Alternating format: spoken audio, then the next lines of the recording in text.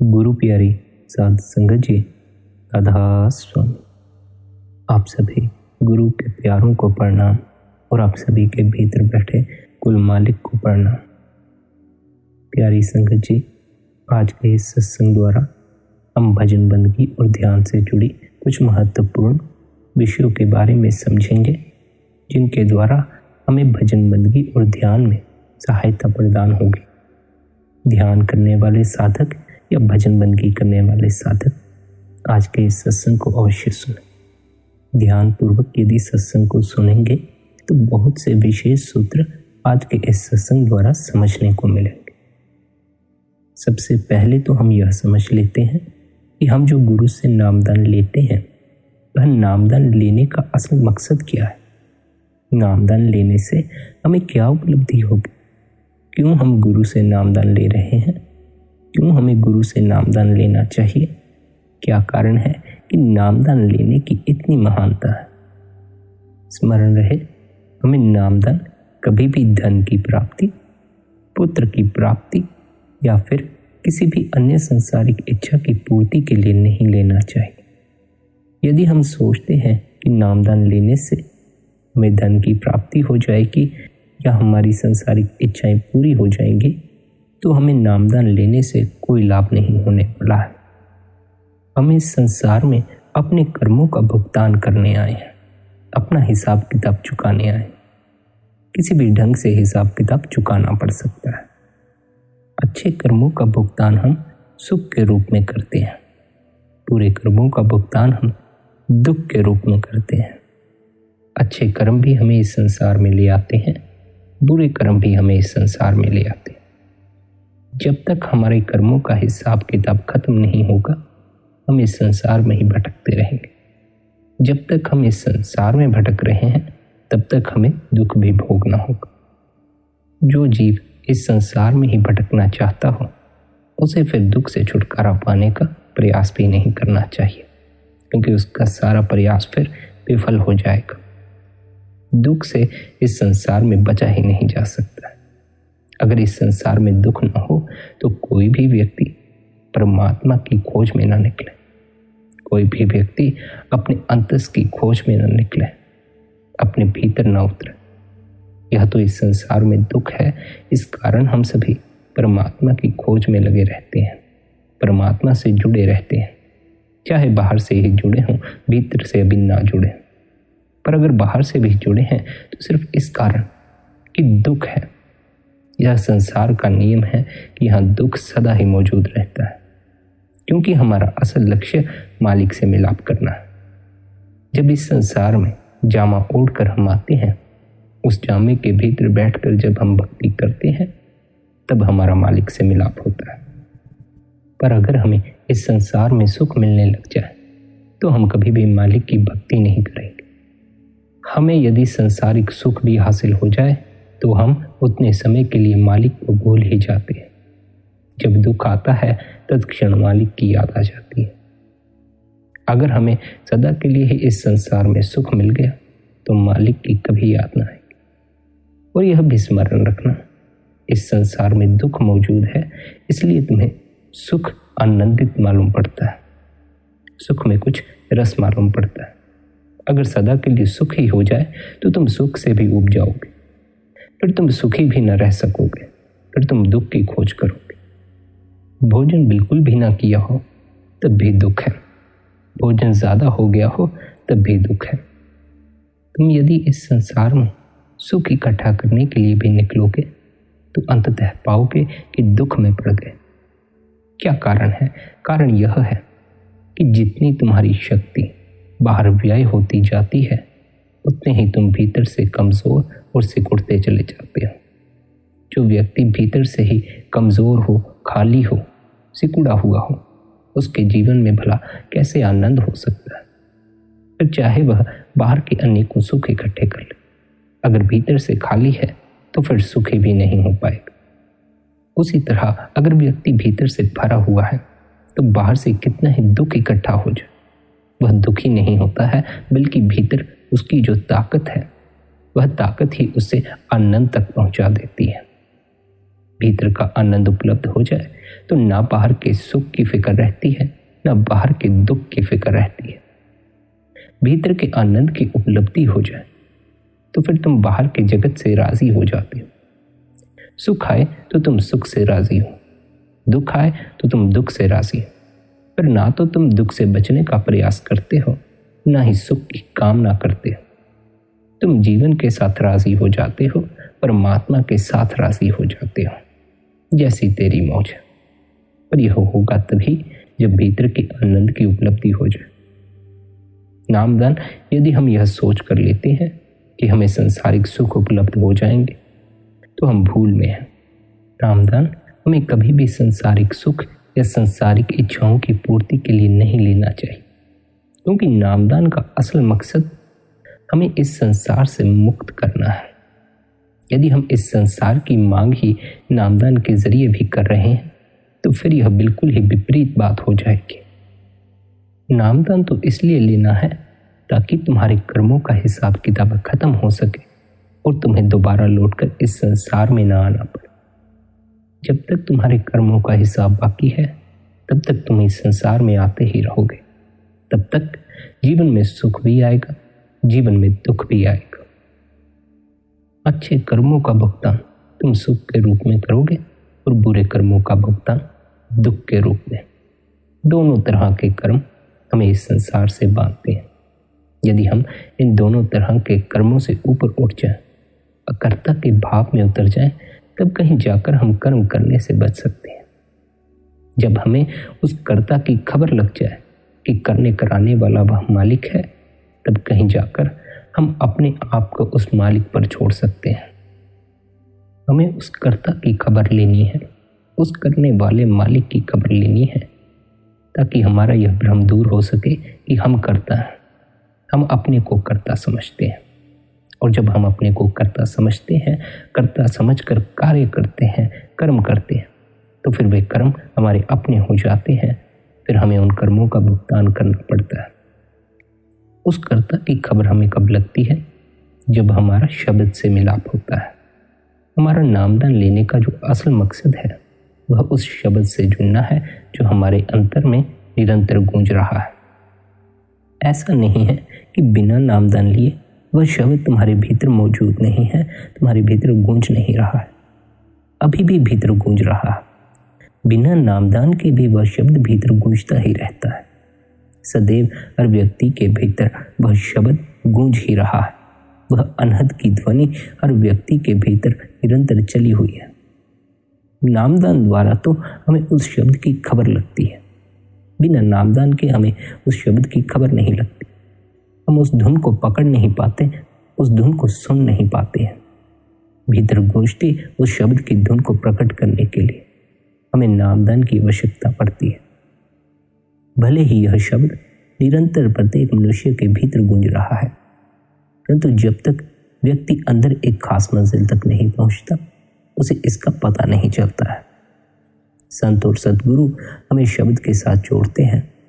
जब हमें शब्द की खबर लग जाएगी, जब हम नामदान लेकर भीतर गूंजते उस शब्द से जुड़ जाएंगे, भीतर गूंजते शब्द से जब हमारा मिलाप होगा, जब हम उस शब्द का अभ्यास करेंगे, तो हमारे सांसारिक बंधन टूट जाएंगे। पर हम क्या चाहते हैं? हम बिल्कुल ही विपरीत चाहते हैं। शब्द द्वारा शब्द का अभ्यास करने से हमारे सांसारिक बंधन टूट जाते हैं, पर हम सांसारिक बंधनों, सांसारिक इच्छाओं की पूर्ति के लिए ही नामदान ले लेते हैं। हम सोचते हैं नामदान ले लेंगे तो हमारे सांसारिक बंधन, हमारे सांसारिक कामकाज, हमारी सांसारिक इच्छाएं सब सही हो जाएगा। अवश्य ही जब हम मालिक से जुड़ते हैं तो सब सही हो जाता है, पर पहले हमें इस ओर गौर कर लेनी चाहिए कि हम मालिक से जुड़े हुए हैं भी या नहीं। क्या हमें उस परमात्मा का कोई अनुभव होता भी है या नहीं? यदि हम दुख में टूट जाते हों, परेशानी में हमें परेशानी पकड़ लेती हो, तो हमें समझ लेना चाहिए कि अभी हमारा मालिक से जुड़ाव नहीं हुआ है। मालिक से जो जुड़ा होता है उसे ना तो दुख पकड़ते हैं, ना परेशानियां पकड़ती। यह भी ख्याल रख लेना चाहिए कि जो भी मालिक से जुड़ जाता है उसकी फिर संसार की तरफ नजर ही नहीं जाती है। ना तो उसे संसारिक इच्छाओं से कोई मोह रह जाता है, न सांसारिक बंधनों से कोई मोह रह जाता है, न ही इस संसार से कोई मोह रह जाता है। उसकी लिप तो मालिक से ही जुड़ी रहती है। हर पल उसे मालिक का ही स्मरण बना रहता है। उसे ना तो धन की कोई इच्छा होती है, न ही किसी व्यक्ति की कोई इच्छा होती है, ना ही उसके भीतर सुख की इच्छा होती है। उसके भीतर तो मात्र उस मालिक का स्मरण बरकरार रहता है। जो व्यक्ति सोचता हो कि नामदान लेने से उसकी सांसारिक इच्छाएं पूरी हो जाएंगी, वह भूल में है। तुमने यदि नामदान लेकर उस पर अभ्यास किया जो गुरु ने तुम्हें बताया है, तो तुम पाओगे तुम्हारी सांसारिक इच्छाएं मरने लगी, तुम्हारा सांसारिक बंधनों से मोह निकलने लगा। क्योंकि जो शब्द तुम्हारे भीतर गूंज रहा है, जब वह तुम्हें सुनाई पड़ना शुरू हो जाएगा तो वह इतना मीठा है कि तुम्हारी लिप उससे ही जुड़ी रह जाएगी। तुम्हें संसार की खबर भी ना रहेगी। केवल उन्हें ही नामदान लेना चाहिए जिनके भीतर मालिक से मिलाप करने की इच्छा है, जिनके भीतर सांसारिक इच्छाएं नहीं। जो सांसारिक इच्छाओं की पूर्ति चाहता है, वह नामदान लेकर भी नामदान से कोई लाभ न उठा सकेगा। नामदान लेने का मकसद केवल शब्द से जुड़ना है। शब्द से जुड़कर तुम्हारे कर्मों का नाश होता है, तुम्हारा ख्याल बाहरमुखी से अंतर्मुखी होता है, तुम्हें परमात्मा का अनुभव होता है, तुम परमात्मा में समा जाते हो। फिर इस संसार में आना ही नहीं पड़ता। और जब इस संसार में आना ही नहीं है तो इस संसार की इच्छाओं की पूर्ति से क्या मतलब, तो इस संसार के बंधनों से क्या मतलब। केवल वही लोग इस संसार की इच्छाएं करते हैं, इस संसार से मोह करते हैं, जो यहीं पड़े रहना चाहते हैं, जो यहीं भटकते रहना चाहते हैं, जिन्हें इस संसार से मुक्त नहीं होना है, जो नहीं चाहते कि हम इस संसार से मुक्त हों।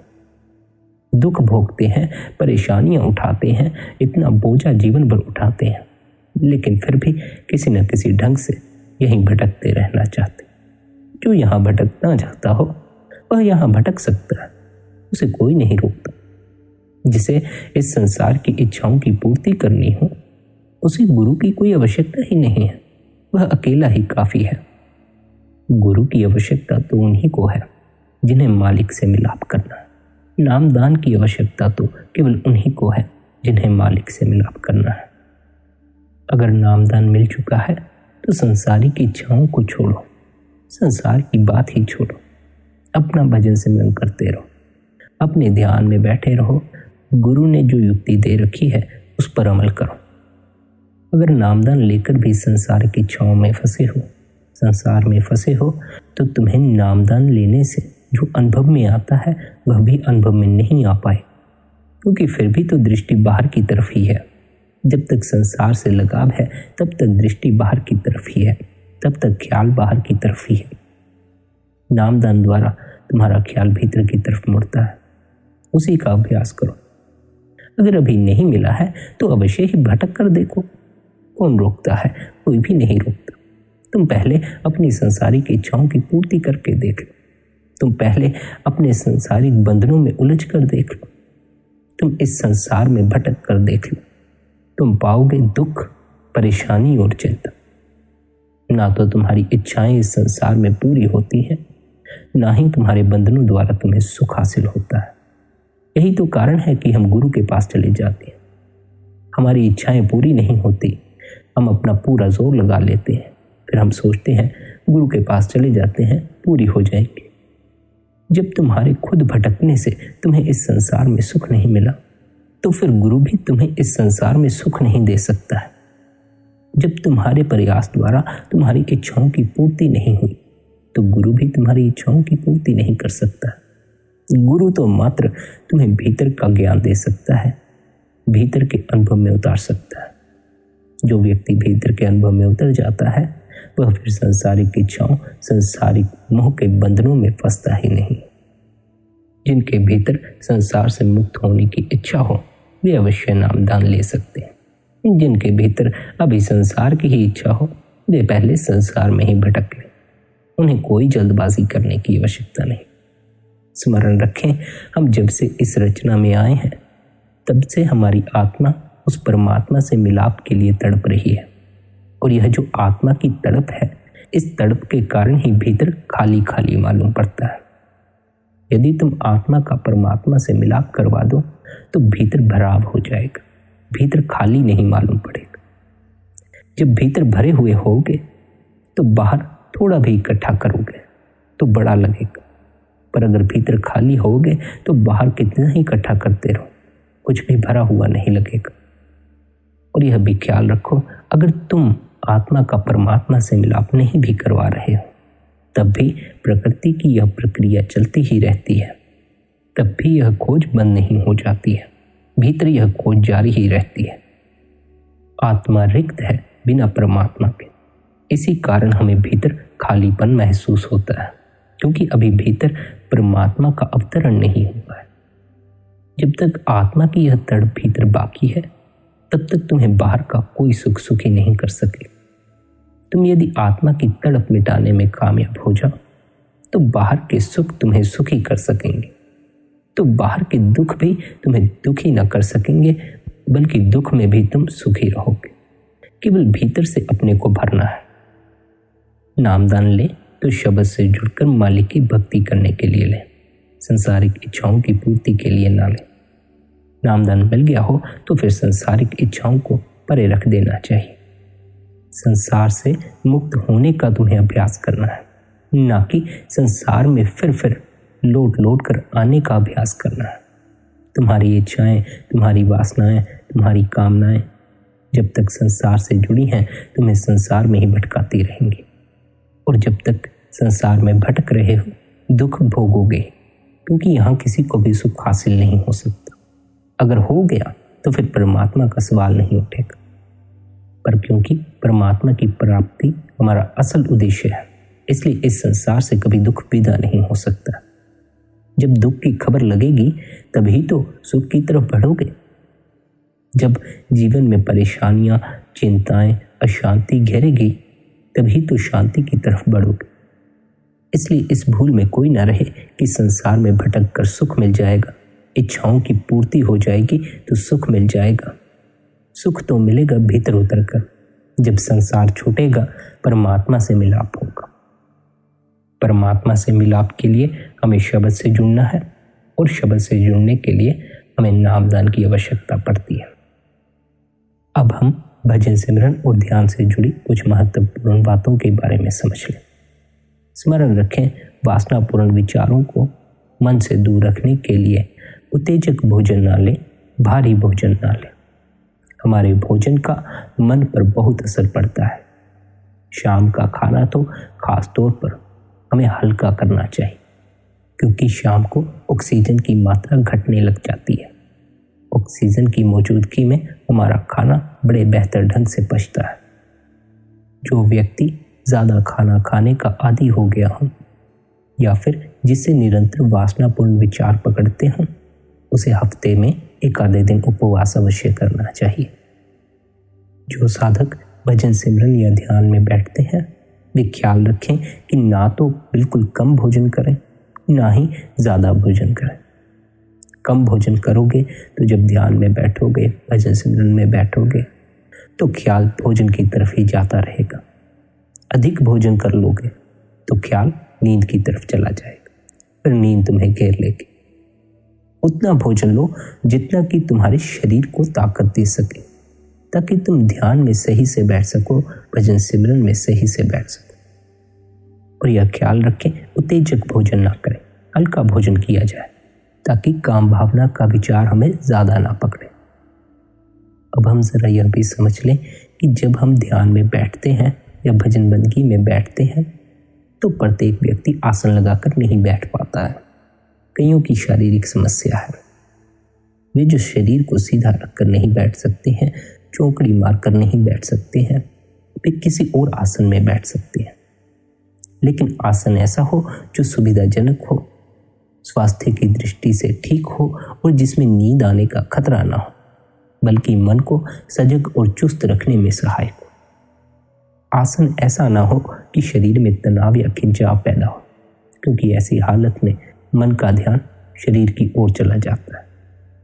आसन की यही महानता है कि तुम्हारा शरीर ज़्यादा से ज़्यादा स्थिर रह सके, शरीर पर कोई तरंग ना उठे, शरीर पर कोई हिलडुल ना हो। क्योंकि जब तुम्हारा शरीर हिलता है तो भीतर मन भी हिलता है। शरीर पर जो घटता है वह मन पर भी घटता है। शरीर और मन आपस में जुड़े हुए हैं। शरीर यदि सुस्ता गया तो मन भी सुस्ता जाएगा। शरीर यदि चुस्त रहा तो मन भी चुस्त रहेगा। सुविधाजनक और उचित आसन में बैठने के बाद हमें यह सोचना चाहिए कि सिर ही हमारे शरीर का केंद्र है। फिर तवज्जो को शरीर से निकालना और उसे आंखों के पीछे स्थिर करना आसान हो जाता है। और यह भी स्मरण रखें, अभ्यास में हर बार एक ही आसन में बैठें।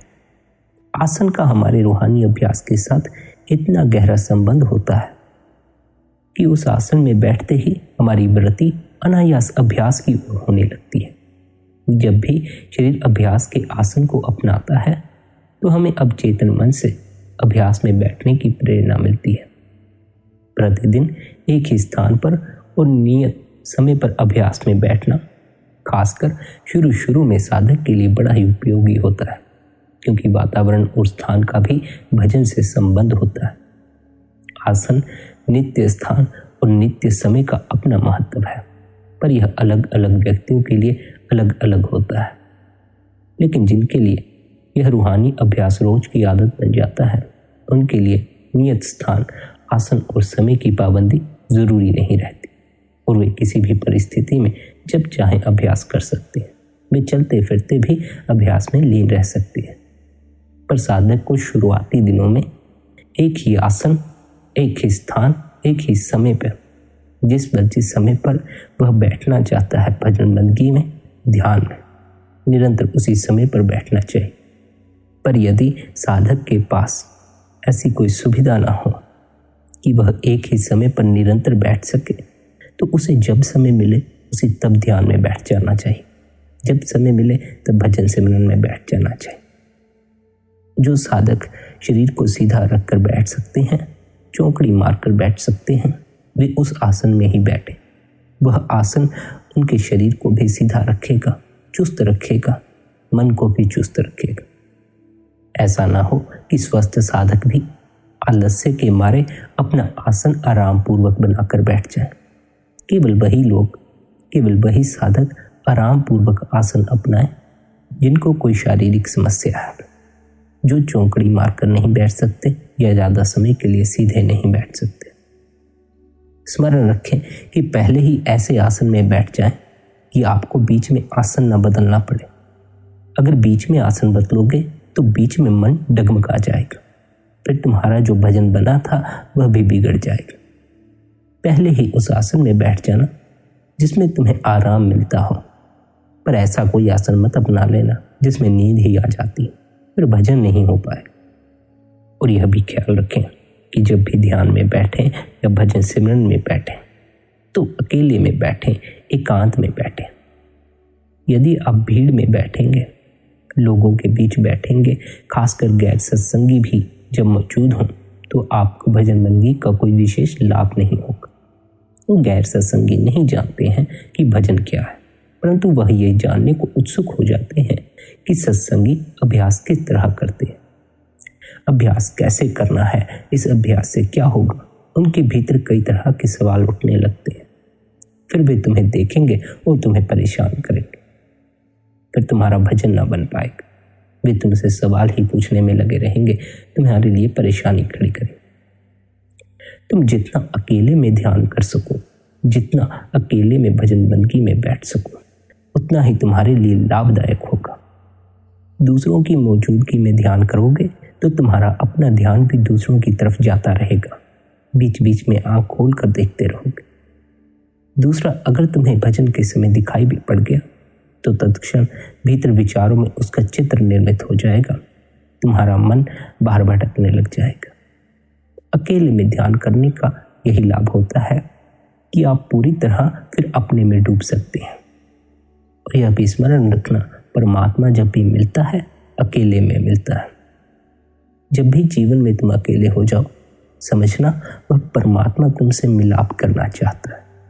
समझना उसने तुम्हें अकेला कर दिया औरों को दूर भेज दिया ताकि वह तुमसे आकर मिल सके। पर हम में से बहुत से ऐसे जीव हैं जो अकेले होने से डरते हैं। अकेले होने से भय मत करो, अकेले होकर ही तुम परमात्मा को पा सकोगे। अभी मन के प्रभाव के कारण अकेले होने में भय लगता है, पर अकेला होना ही हमारी अंतिम नियति है। हम जब मरते हैं तब भी अकेले ही मरते हैं। ये संग साथ सब झूठ है, सारा संग साथ यहीं पड़ा रह जाता है। मित्र, रिश्तेदार, माता पिता, भाई बहन सब अंतिम बेला में यहीं रह जाते हैं और तुम्हें अकेले ही विदाई लेनी पड़ती है। जो व्यक्ति अकेले रहना नहीं जानता है, जिसे अकेले रहने में कोई तृप्ति मालूम नहीं पड़ती है, वह अंतिम वेला में अकेला नहीं हो पाएगा। उसे फिर अंतिम वेला में अकेले होने में बड़ी पीड़ा का अनुभव होगा। फिर स्वाभाविक ही वह इन रिश्तों की कामना करेगा। फिर स्वाभाविक ही अंतिम वेला में भी उसके भीतर अपने परिजनों, अपने संबंधियों के विचार उठेगा, क्योंकि उनके बगैर उसे रहना नहीं आता। अकेले रहना नहीं सीखा, अकेले रहने की कला का कोई अनुभव नहीं है।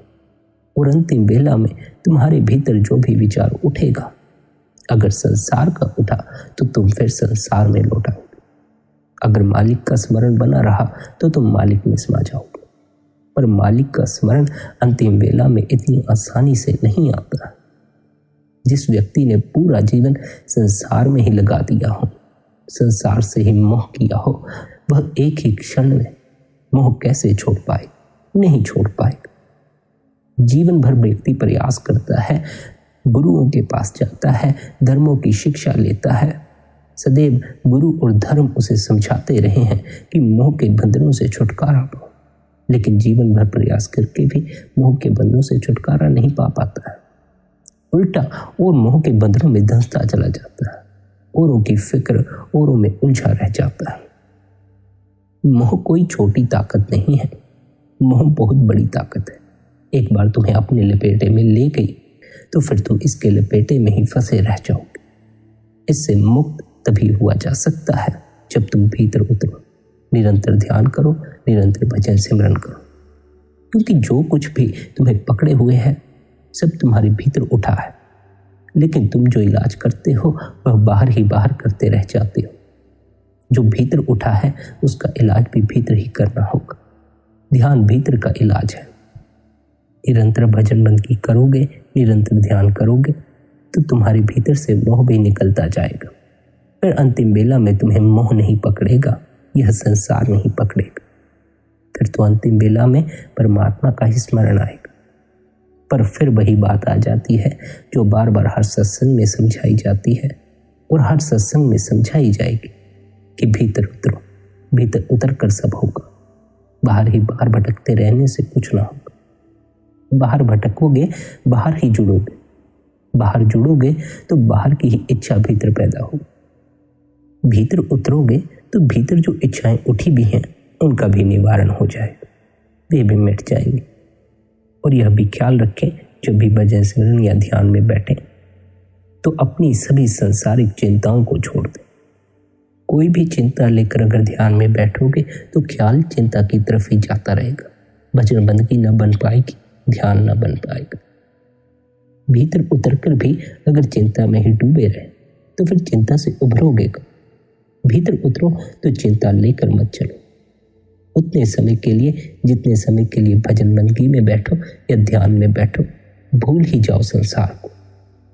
धीरे धीरे अपने आप संसार भूलना शुरू हो जाएगा। धीरे धीरे तुम्हारी चिंताएं, तुम्हारी परेशानियां, तुम्हारी उलझने सुलझने लगेगी। जैसे जैसे तुम भजन बंदगी बनाते जाओगे तुम पाओगे कि मन शांत होने लगा, और जैसे ही मन शांत होने लगता है सारी चिंता शांत होने लगती है। चिंता पैदा होती है मन की अशांति के कारण, दुख पैदा होता है मन की अशांति के कारण। मन ठहर जाए तो सुख भी अनुभव हो जाता है और चिंता भी कहीं मालूम नहीं पड़ती है।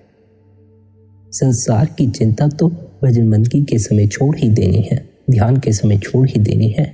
साथ ही जब भजन बंदगी में बैठो, ध्यान में बैठो तो अंतस की भी चिंता लेकर मत बैठना, अंतस की भी इच्छा लेकर मत बैठना। ना ये इच्छा करना कि भीतर का कोई अनुभव हो, ना ये चिंता करना कि भीतर का कोई अनुभव नहीं हो, ना ये इच्छा करना कि मालिक से मिलाप हो, ना ये चिंता करना कि मालिक से मिलाप नहीं हो। तुम्हें मात्र अपना ध्यान करना है, अपना भजन सिमरन करना है। ना तो तुम्हें किसी अनुभव की इच्छा रखनी है, ना ही अनुभव ना होने पर निराशा रख लेनी है। तुम यदि बिना किसी इच्छा, बिना किसी कामना, बिना किसी निराशा के भजन बंदगी बना सको तो तुम अवश्य ही एक नए आयाम में प्रवेश कर पाओगे। तब कहीं जाकर तुम्हें भजन बंदगी से मिलने वाले फल की खबर लगेगी। बाहर की इच्छा और चिंता तो छोड़ ही देनी है, भीतर की चिंता, भीतर की इच्छा और फिक्र भी छोड़ देनी। मात्र भजन सिमरन करना है, मात्र ध्यान में बैठना है। ना तो परमात्मा के संबंध में कुछ सोचना विचारना है, ना ही संसार के संबंध में कुछ सोचना विचारना है। तुम खुद ही ध्यान हो जाओ, तुम खुद ही भजन सिमरन हो जाओ, बस इतना ही काफी है। क्या अनुभव होगा, कब अनुभव होगा, इसकी फिक्र तुम्हें नहीं करनी। जो होना है अपने से हो जाएगा। जब तुम्हारी भजन बंदगी पक्की होगी तब जो घटना है अपने से घट जाएगा। और जब भी भीतर कुछ घटता है तो उसका अनुभव साफ साफ होता है। अगर भीतर का अभी कोई अनुभव नहीं हुआ है तो हमारी भजन बंदगी अभी पक्की नहीं हुई है, हमारा ध्यान अभी पक्का नहीं हुआ है। और जब तक हमारे भीतर को लेकर भी कोई इच्छा है, भीतर के अनुभव की भी कोई इच्छा है, तब तक हमें भीतर का कोई अनुभव नहीं होगा। ना तो संसारिक इच्छा लेकर भजन सिमरन करो, ना ही भीतर की इच्छा लेकर भजन सिमरन करो। मात्र भजन सिमरन करो, मात्र ध्यान करो, इतना ही काफी है। बाकी उस मालिक की मौज है, जब उसे तुम पर दया मेहर करनी होगी वह अवश्य ही दया मेहर करेगा। भीतर का अनुभव मालिक की दया मेहर के बगैर नहीं होता। अब कुछ साधक ऐसे भी हैं जो कह देते हैं कि अगर मालिक की दया मेहर के बगैर भीतर का अनुभव नहीं होगा तो फिर हम भजन सिमरन ही क्यों करें, उसकी जब दया मेहर होगी तो अनुभव हो जाएगा। हम क्यों अपना समय ध्यान में बर्बाद करें, जब उसकी मौज होगी तो वह अपनी दया मेहर कर देगा। ख्याल रखो, भजन सिमरन और ध्यान हम इसलिए करते हैं ताकि हम एक ऐसी अवस्था तक पहुंच सकें जहां हमारे भीतर कोई इच्छा ना उठे, कोई विचार ना उठे, कोई कामना ना उठे, कोई निराशा ना उठे, कोई चिंता ना उठे, कोई परेशानी ना उठे। और बिना भजन बंदगी, बिना ध्यान के तुम अपने मन से छुटकारा ना पा सकोगे। तुम इच्छाओं से छुटकारा ना पा सकोगे, चिंताओं और परेशानियों से छुटकारा ना पा सकोगे। तुम्हें तो मात्र अपने भीतर का कचरा साफ करना है। खजाना मालिक अपने आप से डाल देगा। जब तक भीतर कचरा है तब तक मालिक भीतर खजाना नहीं डालेगा, क्योंकि फिर तो खजाना भी कचरे में मिलकर गंदा हो जाएगा। और वह परमात्मा है, वह जानता है कि कचरे में खजाने को डालने से कोई लाभ नहीं होगा, उल्टा खजाने पर भी गंदगी लगेगी। इसलिए तुम्हारी सारी प्रक्रिया अपने आप को भीतर से साफ करने की है, इस कूड़ को बाहर फेंक देने की है। तुम्हारा भीतर का पात्र तुम जैसे ही भजन सिमरन निरंतर करके, ध्यान निरंतर करके साफ करोगे, जैसे ही तुम्हारे पात्र से गंदगी दूर होगी, वह मालिक अपने आप ही दया मेहर तुम पर कर देगा। पर तुम्हें अपने इस कूड़ को साफ करने के लिए तो कुछ करना होगा। तुमने ही इकट्ठा किया है, तुम्ही को करना होगा। मालिक कोई आकर तुम्हारा कूड़ साफ नहीं करेगा, उसने तुम्हारे भीतर यह कूड़ नहीं डाला। तुमने ही अपने भीतर इस संसार की इच्छाएं डाल रखी है, तुमने ही अपने भीतर इस संसार के मोह डाल रखे हैं, तुमने ही अपने भीतर काम के विचार डाल रखे हैं। तुम संसार में भटके हो, तुमने ही भीतर सब कूड़ इकट्ठा किया। जो तुमने इकट्ठा किया है उसे भी तुम्हें साफ करना है। मालिक तो जब दया मेहर करेगा तब करेगा ही, पर पहले तुम अपना कूड़ तो साफ कर लो। मालिक की दया मेहर पर ही बैठे हो, अपना कूड़ साफ नहीं करते हो तो दया मेहर कभी नहीं होगी। इसलिए यह कहना बिल्कुल भी सही बात नहीं है कि जब मालिक ही दया मेहर करता है तो हम भजन सिमरन क्यों करें, हम ध्यान में क्यों बैठे। ऐसी मूर्खतापूर्ण बातों से तुम मालिक से तो क्या ही मिलाप करोगे, तुम अपने भीतर का कचरा तक साफ ना कर पाओगे। गंदे बर्तन में कौन खाना डालता है, पहले बर्तन साफ करना पड़ता है ताकि उसमें पड़ा हुआ खाना भी साफ रहे, स्वच्छ रहे। गंदे बर्तन में खाना डला हो तो फिर खाना भी गंदा हो जाता है, दूषित हो जाता है। भजन सिमरन और ध्यान करने से तुम्हारे भीतर का कूड़ साफ होता है। इसलिए भजन सिमरन और ध्यान निरंतर किया करो। तुम यदि निरंतर भजन सिमरन और ध्यान करोगे भीतर बिना इच्छा लिए, यह बड़ी आवश्यक बात है कि हम समझ लें। संसारिक इच्छाएं तो छोड़नी ही छोड़नी है, बल्कि आध्यात्मिक इच्छाएं, रूहानियत की जो इच्छाएं हैं वह भी नहीं करनी। मात्र भजन सिमरन पर ध्यान देना, मात्र ध्यान पर ध्यान देना, और कुछ भी नहीं करना है और कुछ भी नहीं सोचना है। इस सोच विचार से ही तो तुम्हें मुक्त होना है। इस सोच विचार के कारण ही तो भीतर कूड़ इकट्ठा होता है।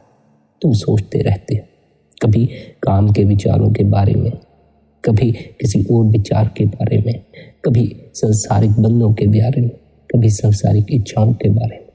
इस सोच विचार से परे होने के लिए ही भजन सिमरन करना है, ध्यान करना है। निरंतर भजन सिमरन करोगे तो भीतर शब्द से मिलाप होगा।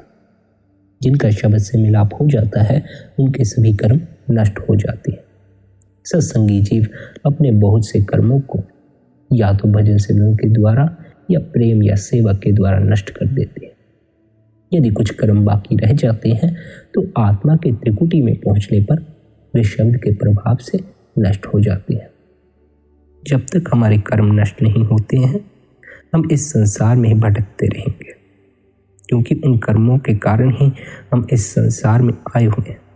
कर्मों के कारण ही हम सदा से इस संसार में भटकते रहे हैं। हमने न जाने पिछले जन्मों में क्या क्या कर्म किए हैं कि उनका भुगतान देने हमें बार बार इस संसार में आना पड़ता है, बार बार हमें जन्म लेना पड़ता है। यदि हम इस जन्म का लाभ उठा लें, भीतर गूंजते शब्द से जुड़ जाएं, भीतर गूंजते नाद से जुड़ जाएं, तो उस शब्द से जुड़कर हमारे कर्मों का भंडार नष्ट हो जाएगा। फिर हमें बार बार जन्म लेने की आवश्यकता न पड़ेगी, फिर हमें इस संसार में आने की आवश्यकता न पड़ेगी। जो भीतर गूंजते शब्द से अपनी लिव नहीं जोड़ता उसके कर्मों का भंडार नष्ट नहीं होता। उसे फिर कर्मों का भुगतान करने के लिए इस संसार में भटकते रहना पड़ता है। पर यदि व्यक्ति अपने जीवन की तरफ गौर करे, इस जन्म की तरफ भी गौर करे, तो वो पाएगा कि उसने इस संसार में भटक कर कुछ भी नहीं पाया। उल्टा जो चैन पहले मालूम पड़ता था, जो शांति पहले मालूम पड़ती थी, इस संसार में भटक कर उस शांति को भी खो बैठा है, उस चैन को भी खो बैठा है। जितना व्यक्ति संसार में भटकता जाता है उतना चिंतित, उतना दुखी होता जाता है। सारा संसार आज दुखी है तो इस भटकने के कारण ही दुखी है। संसार बाहर ही बाहर भटकता रहा है, बाहर ही बाहर दौड़ता रहा है। बाहर से शब्द की ध्वनि सुनाई नहीं पड़ती है, इसलिए सदैव भटकन में ही पड़े रहते हैं। भीतर उतरकर शब्द की ध्वनि सुनाई देती है, फिर भटकना बंद होता है। उस शब्द की मस्ती तुम्हें इस तरह घेर लेती है, इस तरह अपने आगोश में ले लेती है कि फिर कहीं जाकर तुम कर्म करने बंद करते हो। कर्म तुम करते हो मन की दौड़ के कारण। मन की दौड़ रुक जाए तो कर्म करने की आवश्यकता नहीं रहती। हाँ, कुछ कर्म तुम्हें अवश्य ही करने पड़ते हैं, जैसे भोजन करना या फिर और कोई भी अन्य जरूरी कर्म। पर यदि हम भजन सिमरन द्वारा शब्द से अपने लिव जोड़ लिए हों तो फिर हमारे कर्म अपने आप ही नष्ट होते चले जाते हैं। यही तो उस शब्द की असल महिमा है, यही उस शब्द से जुड़ने का असल रहस्य है, ताकि तुम्हारे कर्मों का भंडार नष्ट हो सके और तुम दोबारा इस संसार में लौट कर न आओ, उस मालिक में ही समा जाओ। अंत में यह स्मरण रखें कि जितना समय आपको गुरु ने अभ्यास के लिए बताया है उतना समय आपने अभ्यास के लिए अवश्य बैठना है और हर दिन बैठना है। आपको अपने जीवन में ऐसा बंदोबस्त करना चाहिए जिसमें कि आप हर रोज भजन सिमरन में बैठ सकें, हर रोज ध्यान में बैठ सकें। और यदि आप एक ही स्थान पर, एक ही समय पर, एक ही आसन में नियमित रूप से बैठ सकें तो वह आपके लिए बड़ा ही लाभदायक होगा। शुरुआती दिनों में तो आपको एक ही समय पर, एक ही स्थान पर भजन सिमरन करना चाहिए, ध्यान करना चाहिए। फिर जब भजन सिमरन में बैठे तो आसन ऐसा रखें जिससे शरीर चुस्त रहे, आलस्य न आए, नींद न आए, वरना भजन मंदगी न कर पाओगे। भजन बंदगी करते करते नींद में डूब जाओगे। कब आंख लग गई खबर भी न लगेगी। जिन्हें ज़्यादा नींद आती है वे पहले अपनी नींद पूरी कर लें। नींद पूरी करने के बाद फिर भजन सिमरन में बैठे। जो व्यक्ति ज़्यादा भोजन करता है या जो व्यक्ति अधूरी नींद लेता है, उसके ध्यान और उसकी भजन बंदगी में नींद अवश्य ही बाधा बन जाती है। इसलिए भोजन भी हल्का लेना है, शरीर भी चुस्त रखना है और नींद भी पूरी लेनी है। फिर कोई इच्छा रखकर भजन बंदगी नहीं करनी है, कोई कामना रखकर भजन बंदगी नहीं करनी है। ना तो सांसारिक इच्छा, ना ही आध्यात्मिक इच्छा। चिंता और परेशानी को भी भजन बंदगी के समय परे रख दें। भजन बंदगी जब करें मात्र अपना ख्याल, अपना ध्यान भजन बंदगी में ही रखें। अपने ध्यान को तीसरे तिल पर ही टिकाए रखें। अपने ध्यान को तीसरे तिल पर टिकाने का प्रयास करें। बाकी सब कुछ भूल जाएं। बाकी किसी तरह की कोई फिक्र करने की आवश्यकता नहीं। मन द्वारा सिमरन करना है और ध्यान को तीसरे तिल पर टिकाना है। और तीसरे तिल पर ध्यान को टिकाने का अर्थ है कि तुम तीसरे तिल पर भीतर से ध्यान को टिकाओ और ध्यान को उस स्थान से नीचे मत आने दो। जब भी तुम्हारा ध्यान तीसरे तिल से नीचे आएगा, विचार शुरू हो जाएंगे।